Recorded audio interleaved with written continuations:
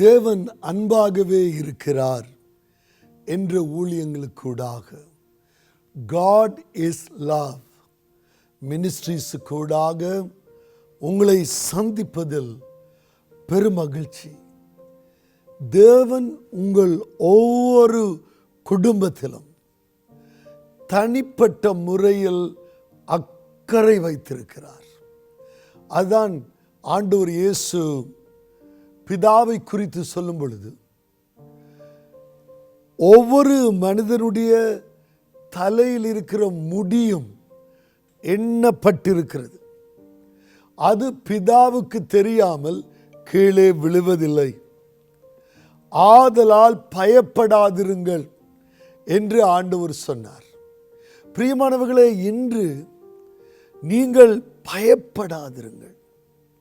உங்கள் நிமித்தம் தேவன் தீமை செய்யவே மாட்டார். உங்களுடைய தகப்பன் அவர், உங்களுடைய அப்பா அவர். நிச்சயமாகவே தீமை வராது, நஷ்டம் வராது, கண்ணீர் விட மாட்டீர்கள். கர்த்தர் உயர்த்துவதற்காகவே நீங்கள் எப்படி உங்களுடைய பிள்ளைகள் நன்றாக இருக்க வேண்டும் என்று விரும்புகிறீர்களோ, அதற்கு கோடி மடங்கு மேலாக நீங்கள் நன்றாக இருக்க வேண்டும் என்று அவர் விரும்புகிறார். நிச்சயமாக அதை சொல்ல முடியும். நீங்கள் கேட்கலாம், எப்படி பாஸ்டர் என்று. இந்த வேதம் ஒரு அன்பு கடிதம். இந்த வேதத்தை படித்தால் தேவனுடைய அன்பைத்தான் நீங்கள் காண முடியும். ஆண்டவராகிய இயேசு இப்படியாக லூக்கா 4 அதிகாரத்திலே 24வது வசனத்திலே சொன்னார், ஆனாலும் தீர்க்கதரிசி ஒருவனும் தன் ஊரிலே அங்கீகரிக்கப்பட மாட்டான் என்று மெய்யாகவே உங்களுக்கு சொல்லுகிறேன். அதாவது தேவன் பயன்படுத்தும் மனிதர்களை நாங்கள் பார்க்கிறோம், அவர்களுடைய குறைகளை பார்க்கிறோம்.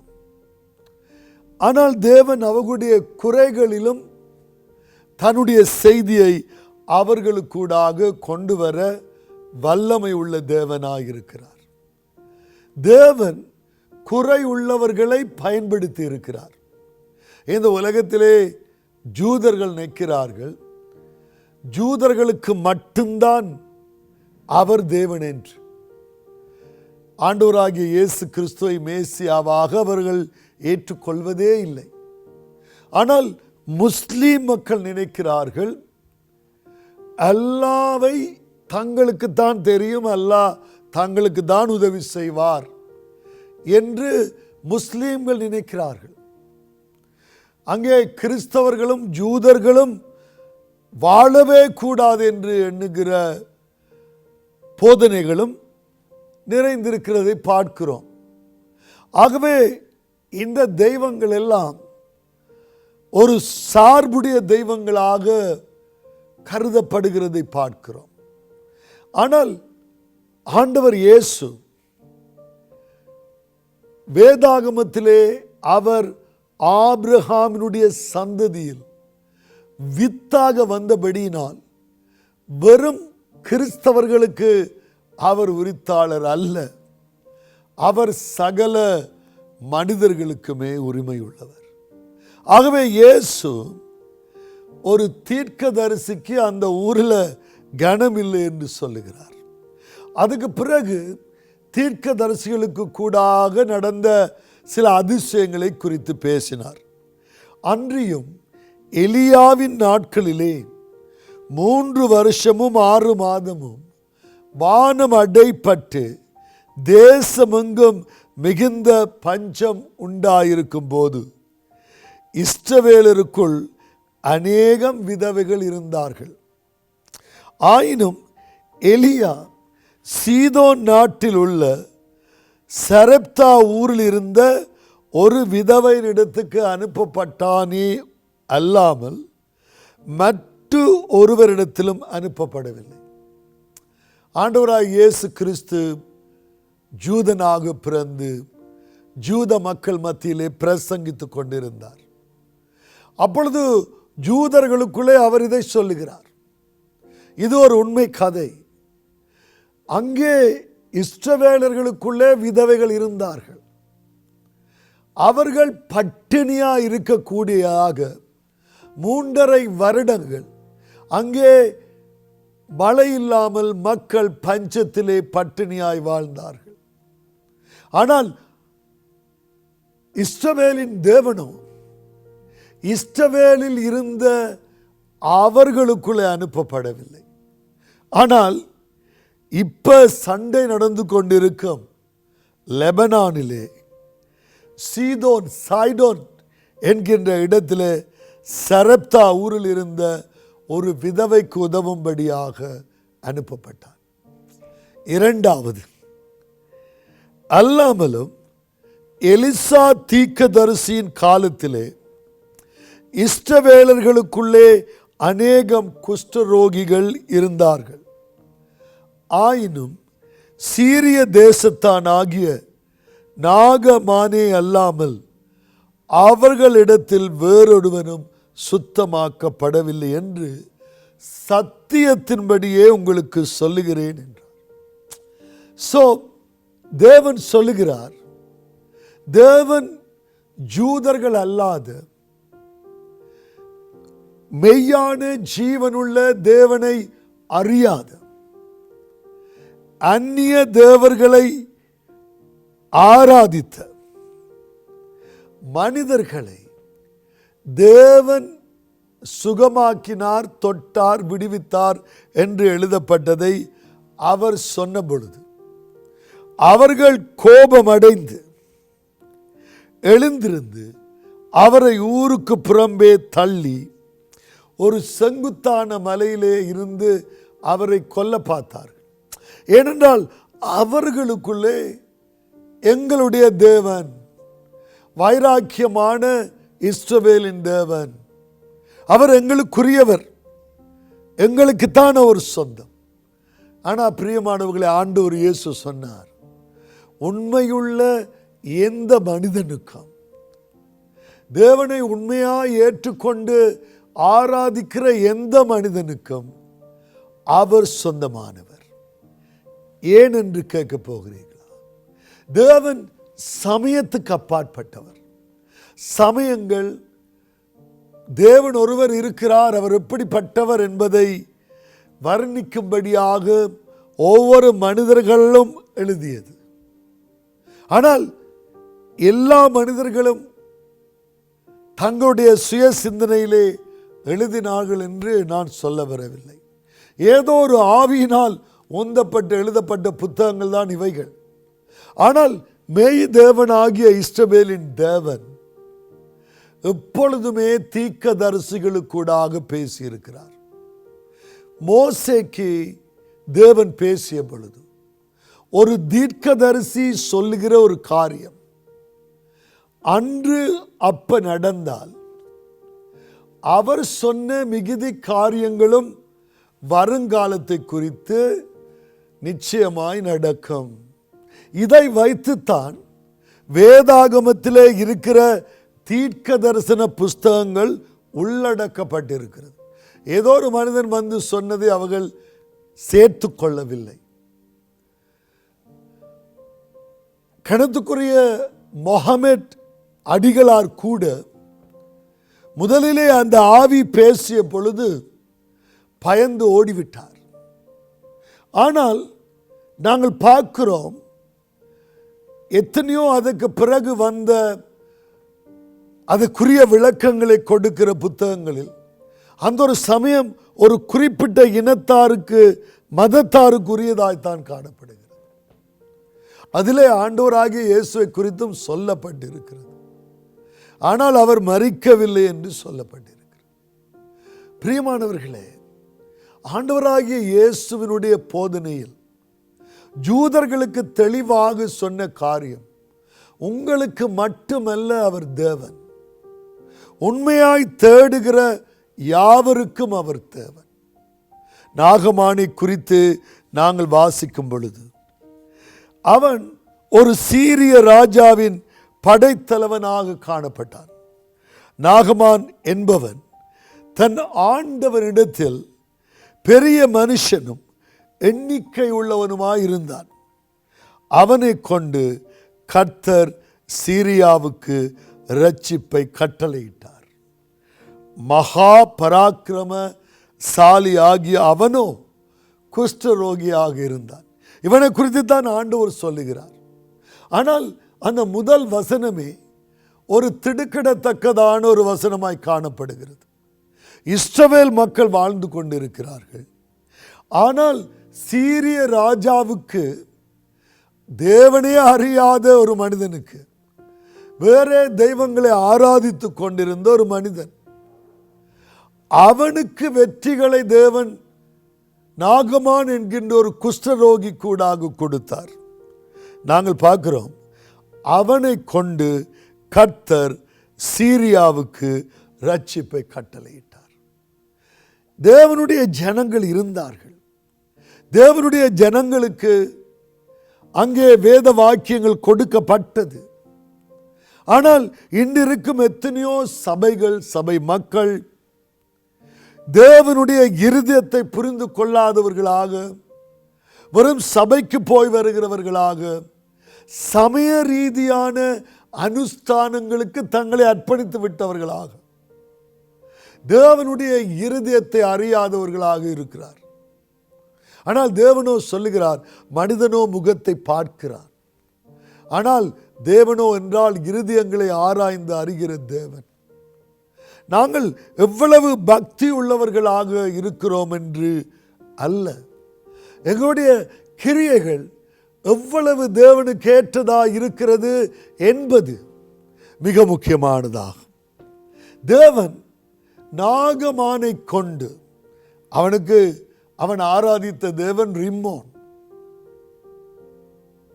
அன்று நெபுகாத் நேச்சார் ஆராதித்த தெய்வங்கள் வேறே தெய்வங்கள். ஆனால் நெபுகாத் நேச்சார் என்னுடைய தாசன், என்னுடைய உள்ளத்தில் இருக்கிறவைகள் எல்லாம் நிறைவேற்றுவான் என்று சொன்னார். நெபுகாத் நேச்சாருக்கு தேவனை தெரியல. ஆனால் தேவன் அங்கே எரேமியா போன்ற தீர்க்கதரிசிகளுக்கூடாக பேசினார். நெபுகாத் நேச்சாரே ஒரு மிருகத்தை போல் மாறி இறுதியிலே தேவனை மகிமைப்படுத்துகிறார். எந்த ஒரு மனிதனையும் ரட்சிக்க தேவனால் முடியும். ஆனால் அவர்கள் தேவனை குறித்து அறியும் பொழுது அதற்குரிய ரியாக்ஷன்ஸ் எப்படி ஏற்றுக்கொள்கிறார்கள் என்பது முக்கியமானதாகும். இன்றைக்கு அநேகரோடு தேவன் பேசிக் கொண்டிருக்கிறார். சமயங்களுக்கு அப்பால் தேவன் ஒரு தனி மனிதனை நேசிக்கிறார், தனி மனிதனோடு உறவு கொள்ள விரும்புகிறார். பிரியமானவர்களே, உங்களை உருவாக்கிய தேவன், நீங்கள் ஆராதிக்கிற தெய்வங்களை நான் சொல்லவில்லை. உங்களை உருவாக்கிய தேவன் தன்னுடைய சாயலாக உருவாக்கி இருக்கிறார். அவர் உங்களுக்கு சுய சித்தத்தை கொடுத்திருக்கிறார். இதை ஆதாம் ஏவாளுக்கு தேவன் கொடுத்திருந்தார். தெரிவு உங்களுடையது. அதுவே அவருடைய படைப்பினுடைய சிறப்பு அம்சமாகும். ஒரு மனிதன் தனக்குரியவைகளை முடிவெடுக்கக்கூடிய முழுமையான உரிமையையும் கொடுத்து தேவன் அவ்வளவாக உங்களை நேசித்திருக்கிறார். இதைத்தான் சாப்பிட வேண்டும், இதைத்தான் உடுக்க வேண்டும், இந்த இடத்தில் தான் வாழ வேண்டும், உங்களை நான் ஒரு பப்பட் ஷோவாக வைத்திருக்க வேண்டும் என்று தேவன் எப்பொழுதுமே விரும்பியதில்லை. ஆனால் நீங்கள் எடுக்கிற முடிவுகளுக்கு, நீதியாய் அநீதியாய் செய்கிற காரியங்களுக்கு நீங்கள் தேவனுக்கு பதில் கொடுத்தே ஆக வேண்டும். என்றால் உங்களுக்குள்ளே தேவனுடைய ஆவியில் இருக்கிற மனச்சாட்சி எப்பொழுதுமே உங்களோடு பேசிக்கொண்டிருக்கிறது. அன்று நாகமான் அப்படிப்பட்டவனாய் இருந்திருப்பான் போல் இருக்கிறது. அவன் ரிம்மோன் ஆலயத்திலே தேவனை ஆராதித்துக் கொண்டிருந்த ஒரு மனிதன். ஆனால் நாங்கள் வாசிக்கிறோம், தேவன் அவனை பயன்படுத்தி சீரிய ராஜா ஒரு பலமுள்ளவனாக இருந்தான். இஸ்ரவேலர்கள் அங்கே சீரிய ராஜாவுக்கு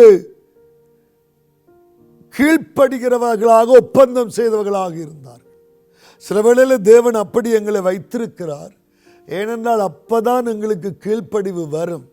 எல்லாமே இருந்தால் சில வேளையில் காசேதான் கடவுளடா, கடவுளுக்கும் அது தெரியுமடா என்று பாட ஆரம்பித்து விடும். பிரியமானவர்களே, நாங்கள் பார்க்கிறோம் அங்கே சீரியர்கள் இஸ்ரவேல் கிராமப்புறங்களுக்குள்ளே குழுக்களாக சென்று கொள்ளையடித்து வருகிற அந்த காலத்திலே ஒரு சிறு பெண்ணை சிறை பிடித்து கொண்டு வந்தார்கள். அவள் நாகமானின் மனைவிக்கு பணிவிடை செய்து கொண்டிருந்தாள். அதாவது இஸ்ரவேலுக்கு போய் கொள்ளையடித்து வருகிறதுனாலே இஸ்ரவேல் பயத்தோடு வாழ்ந்தார்கள். ஆனால் நாங்கள் பார்க்கிறோம் சீரிய இராணுவத்துக்கு நாகமானுக்கூடாக தேவன் வெற்றியை கொடுத்து வந்தார் என்று பார்க்கிறோம். என்றால் தேவனுடைய மனதில் இருக்கிறவைகளை நாங்கள் புரிய முடியாது.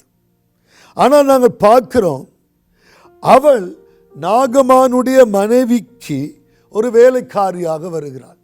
அவள் ஒரு இஸ்ரவேல் பெண்.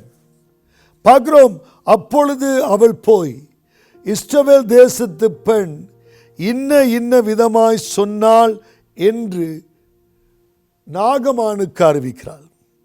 அவள் தன் நாச்சியாரை பார்த்து, என் ஆண்டவன் சமாரியாவில் இருக்கிற தீர்க்கதரிசியினிடத்திலே போவாரானால் நலமாயிருக்கும், அவர் இவருடைய குஷ்டரோகத்தை நீக்கி விடுவார் என்றார். பிரியமானவர்களை, ஒரு அழகான ஒரு கதையை பார்க்கிறோம். நிச்சயமாகவே நாகமானும் மனைவியும் அவள் ஒரு வேலைக்காரியாக அவளை வைத்திருந்தாலும் அப்படியாக நடத்தி இல்லை போல் தெரிகிறது. அவள் அந்த இடத்திலே சந்தோஷமாயிருந்தாள். அந்த இடத்திலே அந்த நாகமானுடைய குஷ்டரோகத்தை குறித்த கவலையோடு அவள் பேசுவதை பார்க்கிறோம். தன்னுடைய அம்மா அப்பாவிடத்தில் இருந்து பிரிந்து, தன்னுடைய சகோதரங்களிடத்தில் இருந்து பிரிந்து, தான் வளர்ந்த உற்றார் உறவுகள் மத்தியிலே இருந்து பிரிந்து இப்பொழுது ஒரு தனியான இடத்திலே இருக்கிறார். இவைகளெல்லாம் அவளுக்கு உண்மையாய் கசப்பை உண்டாக்கி இருக்க வேண்டும். இவனேன் சுகமடைய வேண்டும், இவனுக்கேன் சுகம் வேண்டும், இவன் இஷ்டவேலான் இல்லையே என்று அவள் நினைக்கவில்லை. அங்கே அவளுக்கு ஒரு ஆழமான வேதாகம அறிவிருந்தது. அவள் எலிசாவுக்கூடாக தேவன் செய்த பெரிதான அற்புதங்களை விபரித்து நிச்சயமாய் நாச்சியாருக்கு சொல்லியிருப்பாளாக. அவள் சொல்வதை கேட்ட அந்த நாகமானின் மனைவி அவளை நிச்சயமாய் அன்போடு நடத்தி இருக்க வேண்டும். இந்த காலத்திலே வேலைக்காரர்களை அடித்து சித்திரவதை செய்து அவர்களை எதிரிகளாய் பார்த்து சிறு பிள்ளைகளை அங்கே அடிமைத்தனமாய் வைத்திருக்கிற பொல்லாதவர்கள் மத்தியிலே அவளுக்கு ஒரு நன்மை உண்டாக பேசினாள். அந்த நாகமானுக்கு ஒரு சுகம் கிடைக்க வேண்டும் என்று அவள் விரும்பினாள். ஆகவே நான் பார்க்கிறேன் அவளுடைய உள்ளத்திலே கசப்பு இருக்கவில்லை, வெறுப்பு இருக்கவில்லை, பழி வேண்டும் எண்ணம் இருக்கவில்லை. நான் நினைக்கிறேன் நாகமானின் வீட்டில் ஒரு பிள்ளையை போல அவள் இருந்திருப்பாள் போல் இருக்கிறது.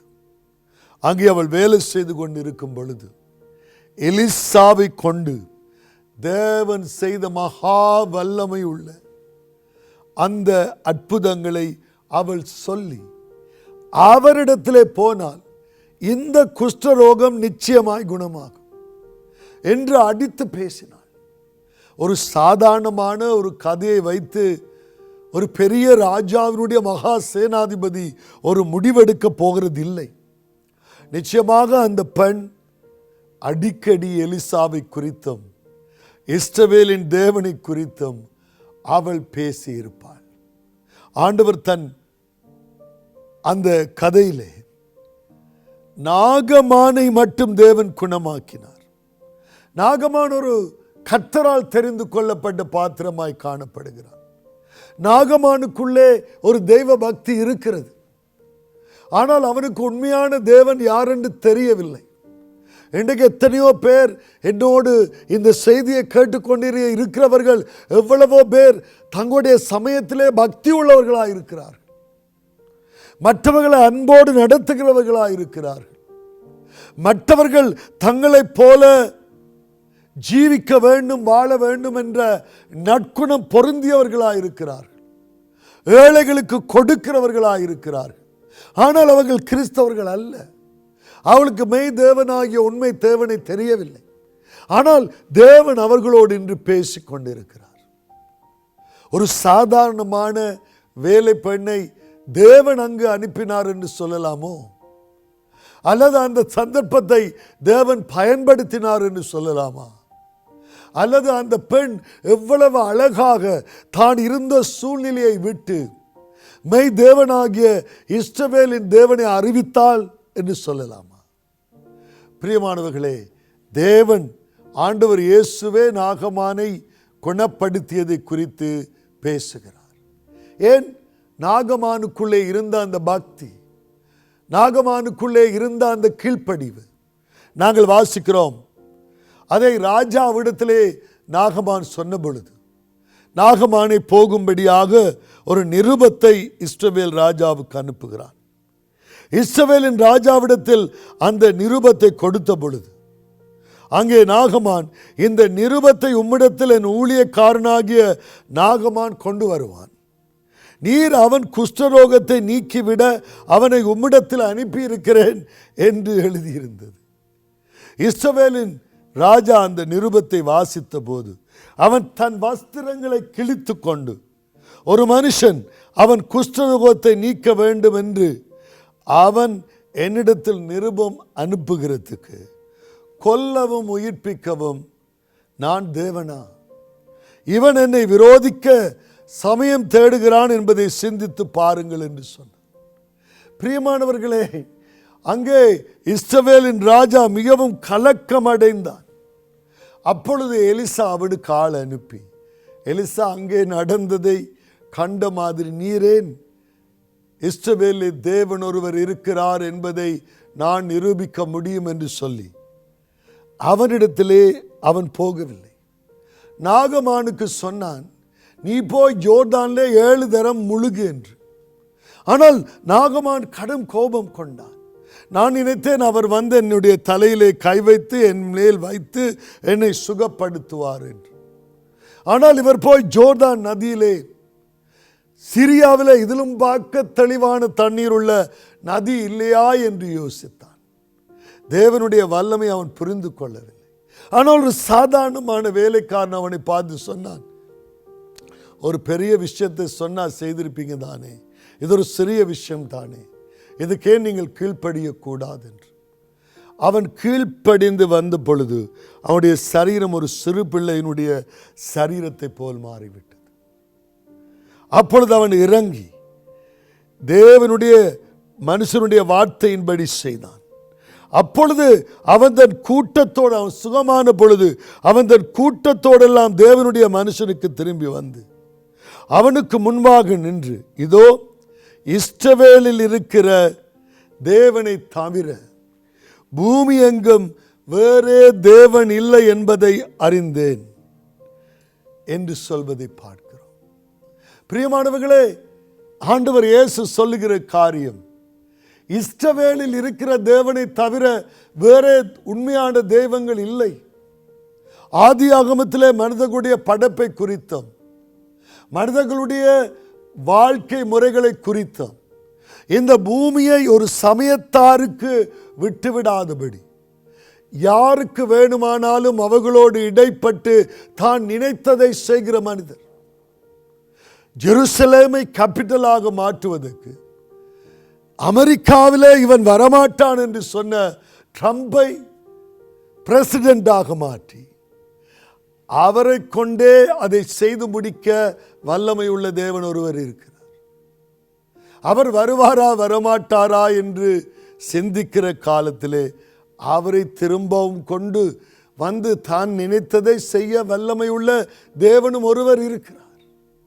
பிரியமானவர்களே, தேவன் அங்கே பார்க்கிறோம், சிறிய இராணுவ தளபதி நாகமான் ஆண்டவர் இயேசு சொன்னதைப் போல மெய் தேவனாகிய எஸ்தபேலின் தேவனை அறிந்து கொண்டார். அந்த தேவன் உங்களுடைய தேவன். ஆண்டவர் இயேசுவை எங்களுடைய பாவங்களுக்காக பரிகார பலியாக சிலுவையிலே மரிக்கும்படியாக செய்தவர். He gave his only begotten son to die on the cross so that our sins can be cleansed. எங்களுடைய பாவங்களை மன்னிக்கும்படியாக கிருபாதார பலியாக அவர் மரித்தார்.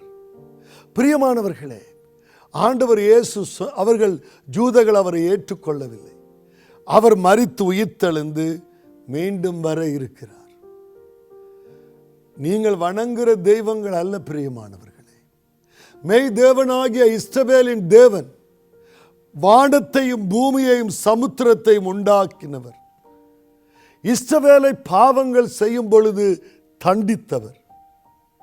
ஆபிரகாம் ஈசாக்கு யாக்கோபுக்கு சொன்ன வாக்குத்தத்தத்தை இப்பொழுது நிறைவேற்றி கொண்டிருக்கிற தேவன். இந்த வசனத்திலே சொல்லப்பட்ட வார்த்தைகளை நிறைவேற்றி கொண்டிருக்கிற மகா தெய்வம்.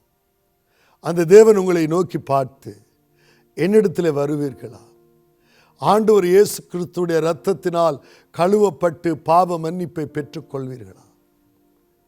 உண்மையுள்ள தேவனை நீங்கள் அறிந்தவரை சேவிப்பீர்களா என்று உங்களை பார்த்து கேட்கிறார். தேவன் அன்பாகவே இருக்கிறார். God is love. He loves you. He cares for you. That is why He is talking to you. God bless you. He will keep you safe. Amen and amen.